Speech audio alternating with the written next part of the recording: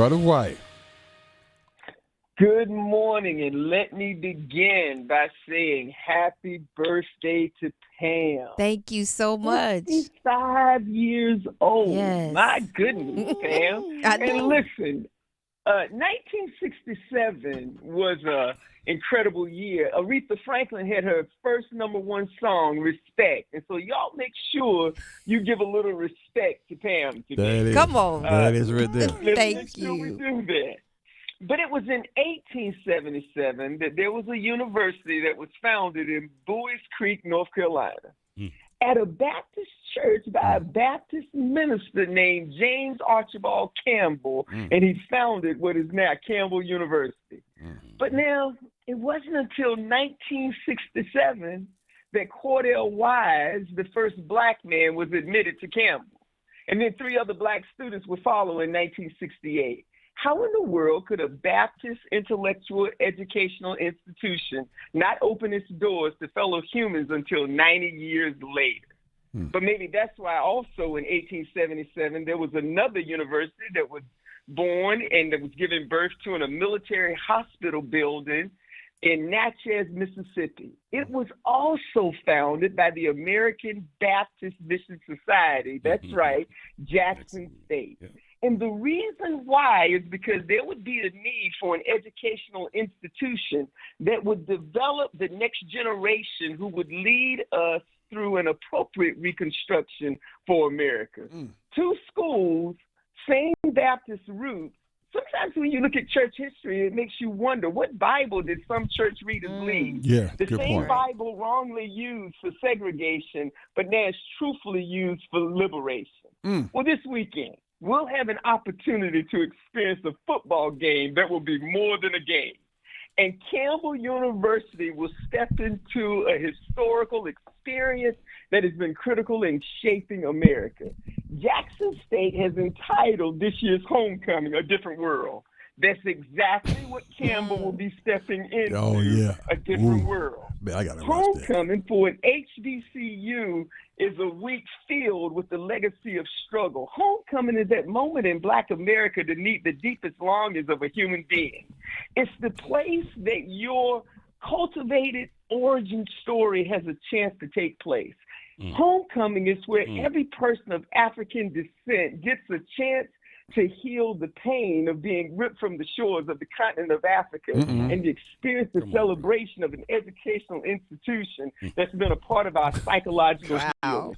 It's the place where the intellectual ideas of the genius of Black people, where your identity is healed and restored. HBCUs, it's that place where you are not the other, but where you belong, and you learn that Africa was really the birthplace of civilization, that the doctrines of Christianity came through Augustine, Tertullian, and Athanasius, all African leaders. HBCUs, for some of us during this time period, was the first time you said sir and Mr. and ma'am and etiquette that wasn't bowed down in a Jim Crow reality. Homecoming is where you were welcomed back into your place of belonging. So now when the fans and the players, the Fighting Campbells of Campbell, walk through the tailgate party at homecoming, they're going to have a different experience, a different world, because they're going to smell the cuisine that's going to take you back into the reality that everybody belongs. So when they finish smelling the ribs, the turkey necks, the pig feet, and the Memphis barbecue that says your mama, your daddy, and your grandmother and papa are welcome, homecoming week is where many of the contests, let's just say they want to know about the contest more than the game. Yeah. Who won the step show? Who won the talent show? Who had the best entrance? And who has the best band? Now, that's not going to be an issue for this homecoming. No, it's not. But now, Coach Deion Sanders will be coaching against his fellow competitor, Mike Mentor, 2 former NFL players who are Black coaches that are moving us into a new way of leading, that are saying that my pro career isn't over yet. I need to give back, and they will help us understand it's not a matter of who will win the game. And I'm not sure how Campbell will play the game. They should be proud that they're being asked to be a part of a celebration that is filled with legacy leadership and the life that we all deserve. So this weekend, we will see the dreams and prayers of ancestors answered, and we will be the change that we seek. Now, during homecoming, you typically play an opponent that you can easily defeat, putting your privilege on display. But this homecoming is a reminder of the Black American experience that it doesn't matter whether you win or lose, because the victory is in the struggle. That's where you develop your resilience. Every homecoming is a chance for alumni to remind students that this institution was not developed out of inferiority, but because in the midst of an anti-Reconstruction Jim Crow reality, we had to overcome white superiority. Thank you, athletic directors, Coach Saunders and Coach Mentor, because you're writing a new chapter for two schools that were both started in 1877.